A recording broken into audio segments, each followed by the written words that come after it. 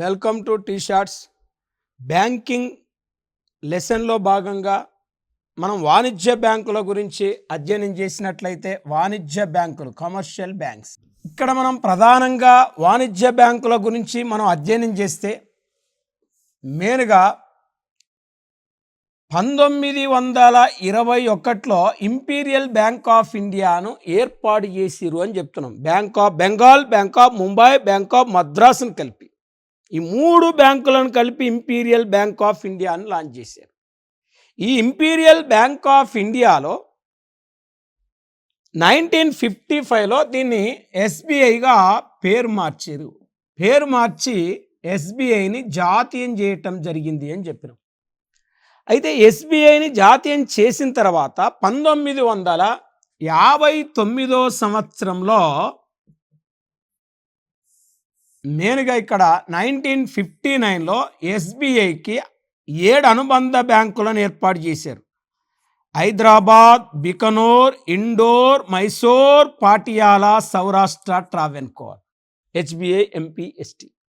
అంటే ఎస్బీఐకి సబ్సిడరీ బ్యాంకులు, ఎస్బీఐకి అనుబంధ బ్యాంకులను 1959లో ఏర్పాటు చేసి జాతీయం చేశారు. అంటే మన దేశంలో బ్యాంకుల జాతీయకరణ 4 దశల్లో జరిగింది.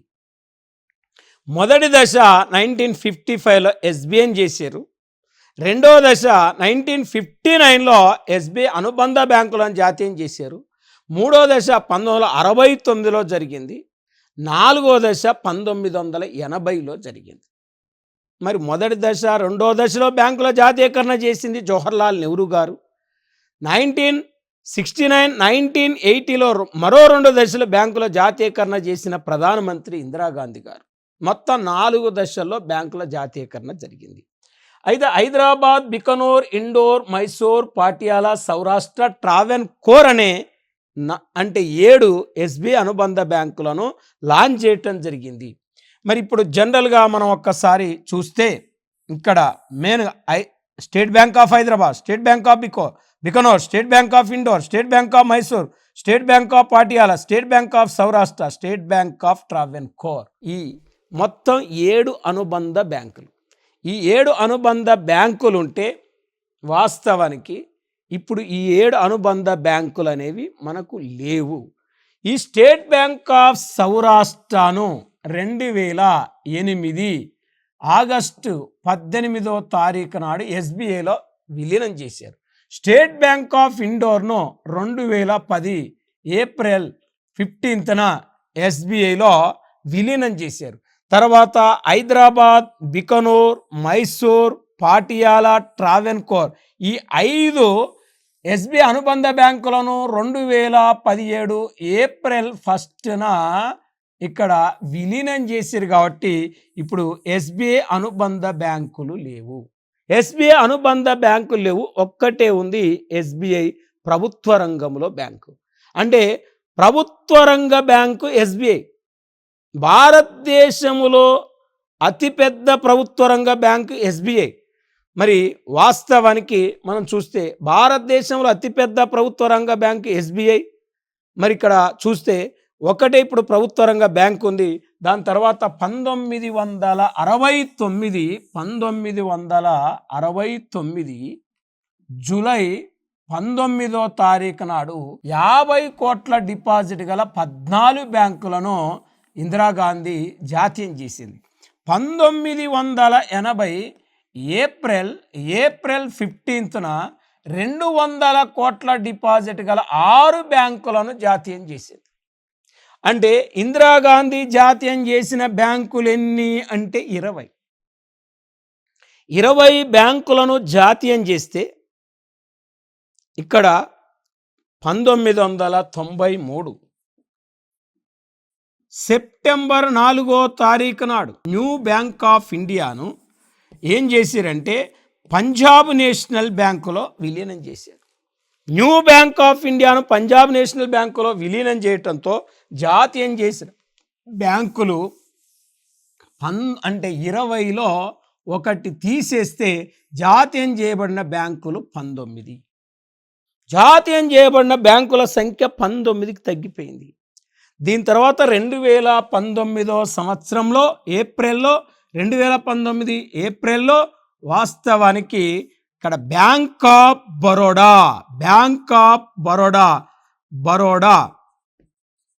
బరోడాలో ఇక్కడ 2 బ్యాంకులను మెర్జ్ చేశారు, 2 బ్యాంకులను విలీనం చేశారు. ఆ 2 బ్యాంకులు ఏంటి అంటే, ఒకటి విజయ బ్యాంకు, దీనా బ్యాంకును మెర్జ్ చేశారు.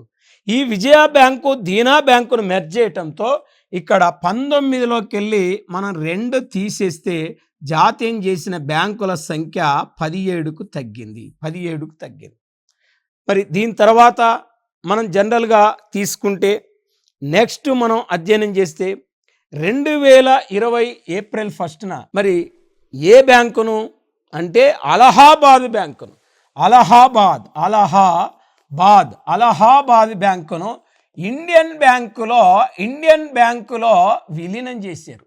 ఇండియన్ బ్యాంకులో విలీనం చేస్తే ఇప్పుడు ఈ అలహాబాద్ బ్యాంకు ఇలా విలీనం చేసిన తర్వాత 17లకు వెళ్ళి ఒకటి తీసేస్తే జాతీయం చేసిన బ్యాంకుల సంఖ్య 16కు తగ్గిపోయింది. అదే 2020 ఏప్రిల్ 1న మనం పరిగణలోకి తీసుకుంటే మెయిన్గా Andhra bank, corporation bank union బ్యాంకులో విలీనం చేశారు. ఆంధ్రా బ్యాంకు కార్పొరేషన్ బ్యాంకును యూనియన్ బ్యాంకులో విలీనం చేసిన తర్వాత ఇప్పుడు జాతీయం చేసిన బ్యాంకులు 16లకు వెళ్ళి 2 తీసేస్తే 14కు తగ్గిపోయింది. అదే 2020 ఏప్రిల్ 1న మనం జనరల్గా తీసుకుంటే ఇక్కడ సిండికేట్ బ్యాంకును కెనరా బ్యాంకులో మెర్జ్ చేయటం జరిగింది. సిండికేట్ బ్యాంకును కెనరా బ్యాంకులో మెర్జ్ చేసిన తర్వాత జాతీయం చేసిన బ్యాంకు ఇక్కడ 14కి వెళ్ళి మనం ఒకటి తీసేస్తే 13, అంటే 13 తగ్గిపోయినాయి. అంటే సిండికేట్ బ్యాంకును ఏ బ్యాంకులో కలిపినరు? కెనరా బ్యాంకులో కలిపారు. అదే 2020 ఏప్రిల్ 1న వాస్తవానికి 2 బ్యాంకులను పిఎన్బిలో పంజాబ్ నేషనల్ బ్యాంకులో కలిపారు. ఆ 2 బ్యాంకులను పంజాబ్ నేషనల్ బ్యాంకులో కలిపారంటే ఆ బ్యాంకులు ఏంటి? Oriental bank of commerce, United bank of India. Punjab national బ్యాంకులో కలిపేసిన తర్వాత ఈ 13లకు వెళ్ళి ఆ 2 తీసేస్తే జాతీయం చేసిన బ్యాంకుల సంఖ్య 11. అంటే ఇప్పుడు ప్రజెంట్ మన దేశంలో జాతీయం చేయబడిన బ్యాంకులు ఎన్ని ఉన్నాయి అంటే 11. ఒకటి ఎస్బీఐ 12. అంటే ప్రస్తుతం మన దేశంలో ప్రభుత్వ రంగంలో ఉన్న బ్యాంకులు, జాతీయ బ్యాంకులు 11, ఒకటి ఎస్బీఐ కలిపితే 12 రకాల బ్యాంకులు మన దేశంలో ఉన్నాయండి. ఆ 12 రకాల బ్యాంకులో ఒకటి స్టేట్ బ్యాంక్ ఆఫ్ ఇండియా, అది నెంబర్ 1. రెండోది పంజాబ్ నేషనల్ బ్యాంక్, మూడోది బ్యాంక్ ఆఫ్ బరోడా, నాలుగోది బ్యాంక్ ఆఫ్ ఇండియా, ఐదోది సెంట్రల్ బ్యాంక్ ఆఫ్ ఇండియా, ఆరోది కెనరా బ్యాంక్. నెక్స్ట్ ఇక్కడ యూనియన్ బ్యాంక్ ఆఫ్ ఇండియా, ఏడోది యూనియన్ బ్యాంక్ ఆఫ్ ఇండియా, ఎనిమిదోది ఇండియన్ ఓవర్సీస్ బ్యాంక్, తొమ్మిదోది బ్యాంక్ ఆఫ్ మహారాష్ట్ర, పదోది పంజాబ్ సింధు బ్యాంక్, మరి 11 ఇండియన్ బ్యాంకు, 12 యూకో బ్యాంకు. అంటే కేవలం ఇవాళ 12 ప్రభుత్వ రంగ బ్యాంకులు మన దేశంలో, 12 ప్రభుత్వ రంగ బ్యాంకులు మన దేశంలో ఉన్నాయి. ఈ 12 ప్రభుత్వ రంగ బ్యాంకులు మన దేశంలో ఉంటే ప్రపంచంలో అతిపెద్ద బ్యాంకులు 2024 ప్రకారం జేపీ మోర్గాన్ చెస్ బ్యాంకు ప్రపంచంలో అతిపెద్ద బ్యాంక్. ఇది world biggest bank JP Morgan Chase. ఇది న్యూయార్క్లో ఉంది. Bank of America North Carolina America దేశంలోనే ఉంది. ఇది అమెరికా దేశంలో ఉన్నది, ఇది అమెరికానా దేశంలో ఉన్నది, న్యూయార్క్లో ఉంది. నార్త్ కరోలినా కూడా మనకు అమెరికా దేశంలో ఉంది. కన్స్ట్రక్షన్ బ్యాంక్ ఆఫ్ చైనా అనేది చైనా బ్యాంకు, ఇది 3వ ప్లేస్లో ఉంది, టాప్ 3లో ఉంది. ఇది బీజింగ్లో దీని యొక్క హెడ్ క్వార్టర్ ఉంది. మరి భారతదేశంలో అతిపెద్ద ప్రభుత్వ రంగ బ్యాంకులు 2024 ప్రకారం ఏంటంటే, భారతదేశంలో ప్రభుత్వ రంగంలో అతిపెద్ద బ్యాంకులు ఏంటంటే స్టేట్ బ్యాంక్ ఆఫ్ ఇండియా. ఈ state bank of India head quarter ఎక్కడ ఉందంటే ముంబాయిలో ఉంది. దీని తర్వాత బ్యాంక్ ఆఫ్ బరోడా ఎక్కడుంది? గుజరాత్ రాష్ట్రంలో వడోదరలో దీని యొక్క ప్రధాన కార్యాలయం ఉంది. మూడవది పంజాబ్ నేషనల్ బ్యాంక్. ఈ పంజాబ్ నేషనల్ బ్యాంక్ యొక్క హెడ్ క్వార్టర్ న్యూఢిల్లీలో దీని యొక్క హెడ్ క్వార్టర్ ఉంది. మరి న్యూఢిల్లీలో దీని యొక్క హెడ్ క్వార్టర్ ఉంది అని చెప్తున్నాం. ఇక్కడ మనకు మెయిన్గా మనం ఒక్కసారి పరిగణలోకి తీసుకుంటే ఇక్కడ మనం ప్రధానంగా వాణిజ్య బ్యాంకుల గురించి మనం స్టడీ చేస్తే, వాణిజ్య బ్యాంకుల గురించి అధ్యయనం చేస్తే, ఈ వాణిజ్య బ్యాంకులు ప్రధానంగా వీటి యొక్క విధులను చూస్తే వాణిజ్య బ్యాంకుల యొక్క విధులు ఏంటి అంటే, నెంబర్ 1 డిపాజిట్లను స్వీకరించటమే దీని యొక్క ప్రధాన విధి. వాణిజ్య బ్యాంకుల యొక్క ఆస్తి డిపాజిట్లు. ప్రజల నుండి డిపాజిట్లను స్వీకరించి మరొక ఇతర వ్యక్తులకు అప్పులు ఇస్తాయి. స్వీకరించిన డిపాజిట్లకు ఇచ్చిన రుణాలకు మధ్య గల వ్యత్యాసమే వాణిజ్య బ్యాంకుల యొక్క ఆదాయ వనరు. అంటే ఒక వర్గం నుంచి డిపాజిట్లను స్వీకరించి మరొక వర్గానికి అప్పులు ఇస్తాయి. ఈ స్వీకరించిన డిపాజిట్లకు ఇచ్చిన రుణాలకు మధ్య గల వ్యత్యాసమే వాణిజ్య బ్యాంకుల యొక్క ఆదాయ వనరు. అంటే వాణిజ్య బ్యాంకుల ఆస్తి ఏంటిది? వాణిజ్య బ్యాంకుల యొక్క ఆస్తి డిపాజిట్లు. ఒక్క డిపాజిట్ కొన్ని వేల డిపాజిట్లను సృష్టిస్తుంది కాబట్టి డిపాజిట్లను ఏమంటారంటే రుణపిల్లలు అంటారు. మరి ఇప్పుడు డిపాజిట్లు మనం చూస్తే వాస్తవానికి డిపాజిట్లు 2 రకాలు. ఒకటి డిమాండ్ డిపాజిట్లు. 2 ఏంటిదంటే మనకు కాల పరిమితి డిపాజిట్లు. మరి డిమాండ్ డిపాజిట్లు, కాల పరిమితి డిపాజిట్లు అంటున్నాం. అంటే డిమాండ్ డిపాజిట్లకు, కాల పరిమితి డిపాజిట్లకు తేడా ఏంటిదంటే, డిమాండ్ డిపాజిట్లు అనగా వినియోగదారుడు కోరిన వెంటనే చెల్లించే డిపాజిట్ డిమాండ్ డిపాజిట్. వినియోగదారుడు అడిగిన వెంటనే చెల్లించే డిపాజిట్ డిమాండ్ డిపాజిట్. అంటే ఒక నిర్ణీత కాలానికి బ్యాంకులో వేసిన డిపాజిట్ను మనం ఏమంటామంటే కాల పరిమితి డిపాజిట్ అంట. డిపాజిట్లు 2 రకాలు, డిమాండ్ డిపాజిట్లు, కాల పరిమితి డిపాజిట్లు. డిమాండ్ డిపాజిట్లు 2 రకాలు, ఎస్డీలు, సిడీలు. SD saving deposit, CD current deposit. మరి ఎఫ్డి ఫిక్స్డ్ డిపాజిట్లు, ఆర్డి రికరింగ్ డిపాజిట్. ఇప్పుడు మనకి ఎలా క్వశ్చన్ అడుగుతాడంటే, ఈ క్రింది వానిలో వాణిజ్య బ్యాంకులు ఏ డిపాజిట్ల మీద వడ్డీ రేటు చెల్లించవు అంటాడు. మరి వాస్తవానికి వాణిజ్య బ్యాంకులు ఏ డిపాజిట్ల మీద వడ్డీ రేటు చెల్లించవు అంటే, ఇక్కడ మనకు గుర్తుపెట్టుకోవాల్సిన పాయింట్ ఏంటంటే, వాస్తవానికి కరెంటు డిపాజిట్ల మీద వాణిజ్య బ్యాంకులు వడ్డీ రేటు చెల్లించవు. అంటే ఎఫ్డీలు, ఆర్డీలు, ఎస్డీలు ఎన్నిటి మీద వాణిజ్య బ్యాంకులు వడ్డీ రేటు చెల్లిస్తాయి, కానీ కరెంటు డిపాజిట్ల మీద వాణిజ్య బ్యాంకులు వడ్డీ రేటు చెల్లించవు. కాబట్టి వాణిజ్య బ్యాంకుల యొక్క ప్రాథమిక విధి ఏంటంటే డిపాజిట్లను స్వీకరించడం వాణిజ్య బ్యాంకుల యొక్క ప్రాథమిక విధి. మరి 2వ విధి మనం చూస్తే, ఇక్కడ మనం తీసుకుంటే డిపాజిట్లు ఫస్ట్ విధి. రుణాలు ఇవ్వటం అనేది వాణిజ్య బ్యాంకుల యొక్క మరొక విధి. మరి వాణిజ్య బ్యాంకుల యొక్క మరొక విధి రుణాలు ఇవ్వటం అంటే వ్యవసాయదారులకు, పరిశ్రమలకు, వ్యాపారులకు, వినియోగదారులకు ప్రత్యక్షంగా వాణిజ్య బ్యాంకులు రుణాలు ఇస్తాయి. చూడండి, వ్యాపారులు అని ఒకటి చెప్పినాం, వ్యవసాయదారులు అని 2వ చెప్పినాం, ప్లస్ పరిశ్రమలకు అని 3 చెప్పినాం, వినియోగదారులకు అని 4 చెప్పినాం. ఈ మధ్య కాలంలో విద్యార్థులకు ఎడ్యుకేషన్ లోన్స్, వీళ్ళకు ప్రత్యక్షంగా రుణాలు ఇస్తాయి. ఈ రుణాలను వాణిజ్య బ్యాంకులు నగదు రూపంలో కూడా చెల్లిస్తాయి, క్యాష్ రూపంలో కూడా చెల్లిస్తాయి. మరి ఇక్కడ ఇంకా వాణిజ్య బ్యాంకులు రుణాలు ఇచ్చేటప్పుడు ఖాతాదారులకు ఓవర్ డ్రాఫ్ట్ సదుపాయాన్ని కూడా కల్పిస్తాయి. ఓవర్ డ్రాఫ్ట్ అనగా అంటాడు. అంటే ఓవర్ డ్రాఫ్ట్ అంటే ఏంది?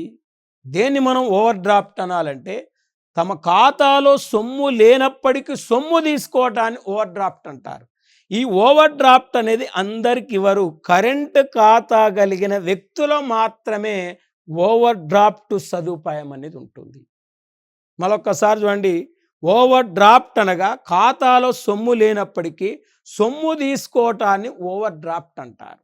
ఇది కేవలం కరెంటు ఖాతా కలిగిన వ్యక్తులకు మాత్రమే వాణిజ్య బ్యాంకులు ఓవర్ డ్రాఫ్ట్ సదుపాయాన్ని కల్పిస్తాయి.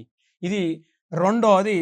మూడవది మనం చూస్తే వాణిజ్య బ్యాంకుల యొక్క మరొక విధి పరపతిని సృష్టించే బ్యాంకు. అంటే పరపతి నియంత్రించే bank reserve bank of India, పరపతిని సృష్టించే బ్యాంకులు వాణిజ్య బ్యాంకులు.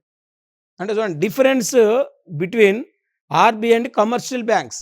అంటే రిజర్వ్ బ్యాంక్ ఆఫ్ ఇండియా పరపతిని కంట్రోల్ చేస్తే వాణిజ్య బ్యాంకులు పరపతిని సృష్టిస్తాయి. మరి ఇక్కడ పరపతి సృష్టి అంటే ఏంటిదంటే ప్రజల నుండి డిపాజిట్లను స్వీకరించటాన్ని ప్రాథమిక డిపాజిట్ అంటారు. అంటే ప్రజల నుండి డిపాజిట్లను స్వీకరించటాన్ని ప్రాథమిక డిపాజిట్ అంటారు. ఈ ప్రాథమిక డిపాజిట్లను ఉత్పన్న డిపాజిట్లుగా సృష్టించడాన్నే పరపతి సృష్టి అంటారు.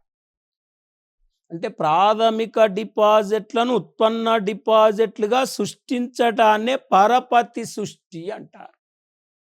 ఆ పరపతిని సృష్టించే బ్యాంకులే వాణిజ్య బ్యాంకులు అంటున్నాం. పరపతి సృష్టికి ఉదాహరణ ఏంటిదంటే ప్రాథమిక డిపాజిట్ ఇంటూ పరపతి గుణకము, primary deposit into multiplier credit called creation of credit. అంటే పరపతి సృష్టికి ఫార్ములా ప్రాథమిక డిపాజిట్ ఇంటూ పరపతి గుణకం అనేది పరపతి సృష్టికి ఫార్ములా. అయితే ఈ పరపతి గుణకానికి ఫార్ములా ఏంటంటే పరపతి గుణకానికి ఫార్ములా పరపతి గుణకము. పరపతి గుణకానికి formula 1/CRR cash reserve ratio. 1/CRR అంటే 1 నగదు నిలువల నిష్పత్తి అని అర్థం. అక్కడ అంటే 1ని అంటే పరపతి గుణకం కనుక్కోవాలంటే 1/CRR అంటే ఇది చేస్తే పరపతి గుణకం వస్తుంది. పరపతి గుణకాన్ని ప్రాథమిక డిపాజిట్ చేస్తా మనం ఇంటూ చేస్తే పరపతి సృష్టి వస్తుంది. ఇప్పుడు ఒక వ్యక్తి బ్యాంకులో వేసిన ప్రాథమిక డిపాజిట్ 5,000 రూపాయలు అనుకుందాం. 5,000 రూపాయలు అనుకుందాం.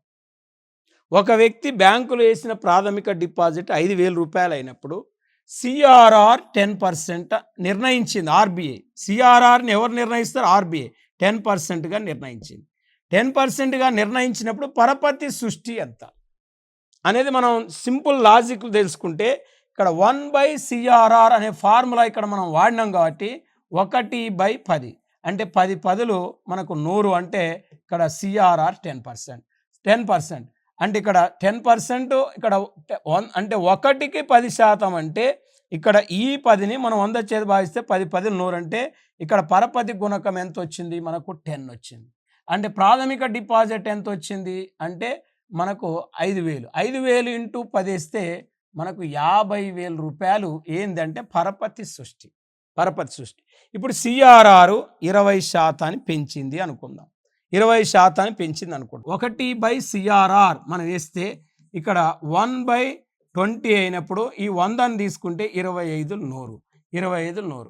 ఇప్పుడు సిఆర్ఆర్ ఎంత అంటే 20 అయినప్పుడు పరపతి గుణకం ఎంత? 5. ఇప్పుడు ఈ పరపతి గుణకము అంటే ప్రాథమిక డిపాజిట్ 5,000 పరపతి గుణకం 5 5 25,000 అంటే అప్పుడు పరపతి సృష్టి ఎంత అంటే 25,000 అంటే 25,000 పరపతి సృష్టి.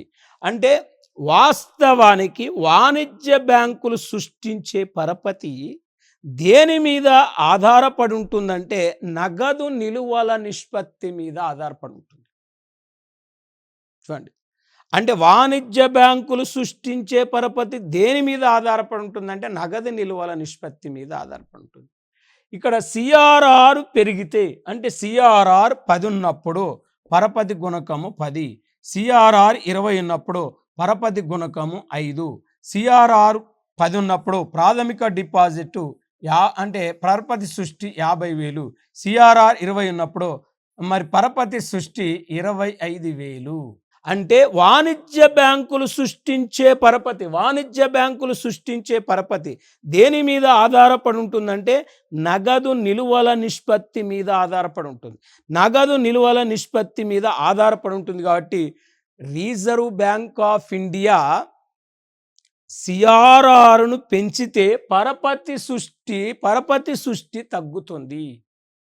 అందుకే ద్రవ్యోల్బణ కాలంలో రిజర్వ్ బ్యాంక్ ఆఫ్ ఇండియా ఏం చేస్తుందని చెప్పినాం అంటే ఇక్కడ సిఆర్ఆర్ను పెంచుతుంది అని చెప్పినాం.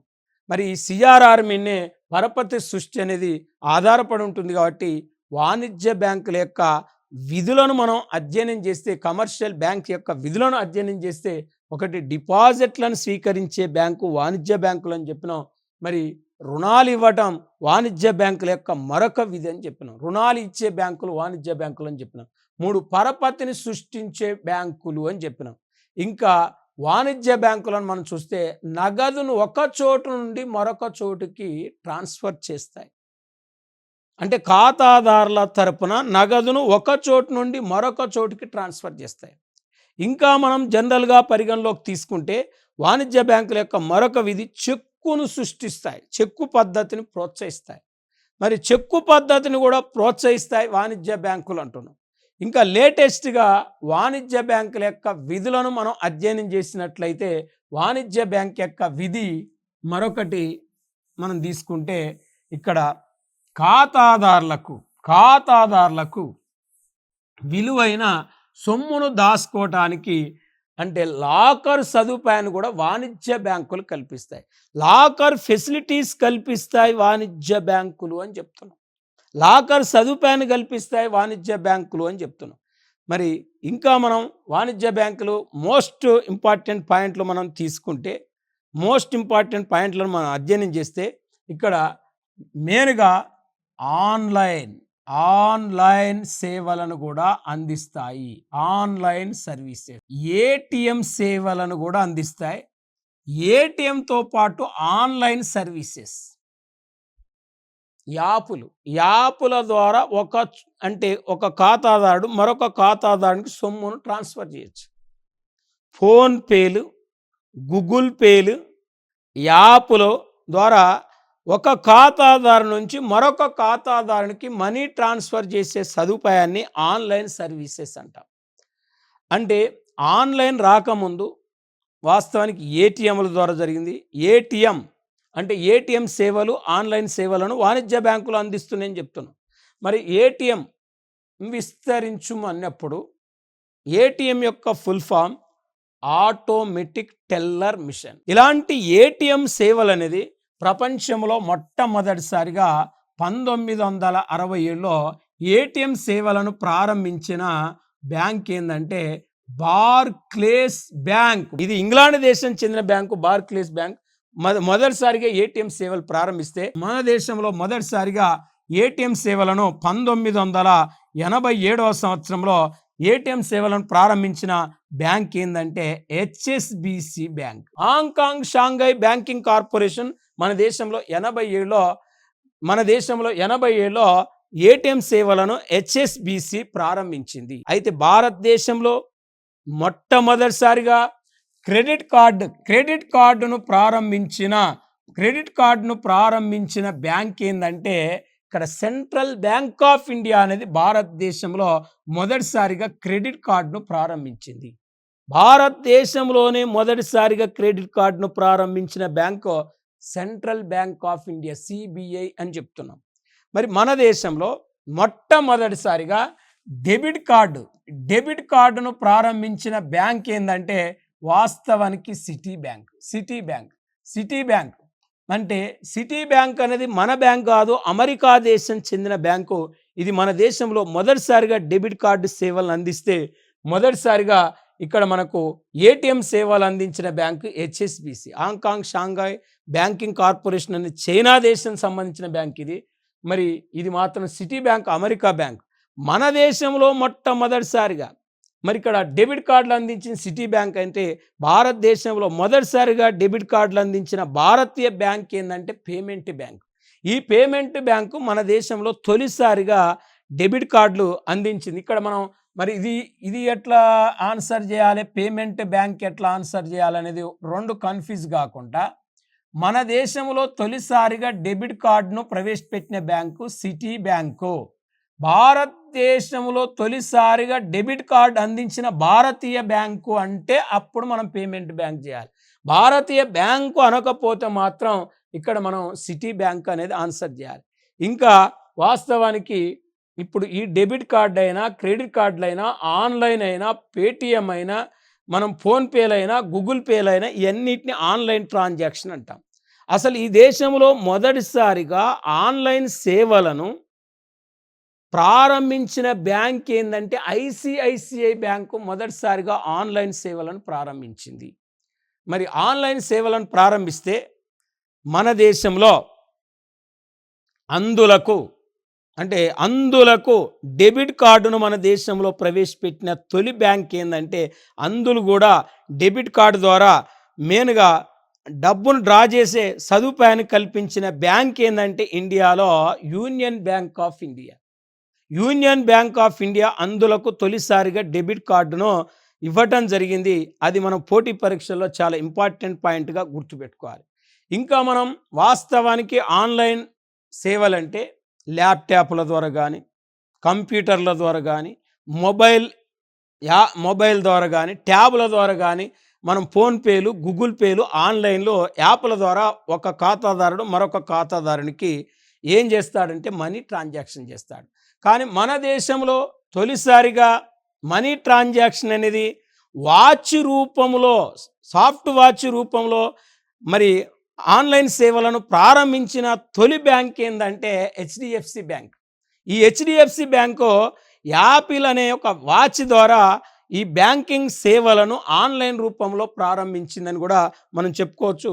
లాస్ట్ పాయింట్ను మనం పరిగణలోకి తీసుకుంటే, విదేశాల్లో ఎక్కువ శాఖలు కలిగిన భారతీయ బ్యాంకు బ్యాంక్ ఆఫ్ బరోడా, మన దేశంలో ఎక్కువ శాఖలు కలిగిన భారతీయ bank state bank of India, మన దేశంలో ఎక్కువ శాఖలు కలిగిన విదేశీ బ్యాంక్ ఏంటంటే మనం జనరల్గా మనం తీసుకుంటే ఎస్సిబి చార్టర్డ్ అంటే